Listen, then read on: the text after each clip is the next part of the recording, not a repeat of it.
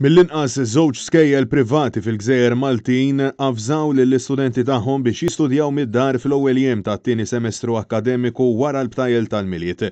Dan għal raġunijiet ta' saħħa u sigurtà bilan li jiġi evitat it-tixrid tal-virus tal-COVID-19 wara l-jiem ta' festi. Fi skola minnhom l-istudenti se jkunu qed isegwu lezzjonijiet online għall-ewwel ġimagħtejn filwaqt li skola oħra se jkunu qed jagħmlu dan għall-ewwel ġimgħa biss tat-tieni terminu. Il-ġenituri ġew informati li dawn l-iskejjel ingħataw parir biex jitlu l-iskola b'kawtela u josservaw kull miżura ta' medikazzjoni la darba l-esperti kemm lokali kif ukoll internazzjonali qed jindikaw li hemm ċans qawwi li l-imxija tal-pandemija tkompli tippersisti wara l-vaganzi tal-miliet.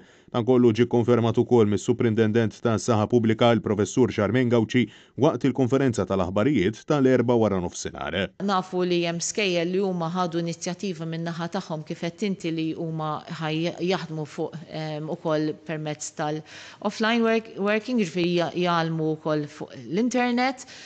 Dawn huma deċiżjonijiet li huma ħadu min-naħa tagħhom. Hija appellat ukoll għal responsabilità f'dawn il-jiem ta' festi kemm min-naħa tal-ġenituri kif ukoll tal-edukaturi.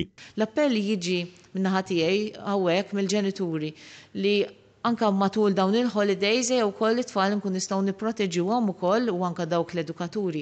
U n-nies kollha ejja nieħdu ħsieb li aħna ma nkunux qegħdin impoġġu lilna nfusna f'riskju. Filwaqt li jirrikonoxxu li din id-deċiżjoni taf tkun ta' xkiel għal ġenituri kemm minħabba pjanijiet kif ukoll minħabba xogħol, l-amministrazzjonijiet tal-iskejjel saħħu illi ppreferew jimxu bil-galbu u bi prekawzjoni.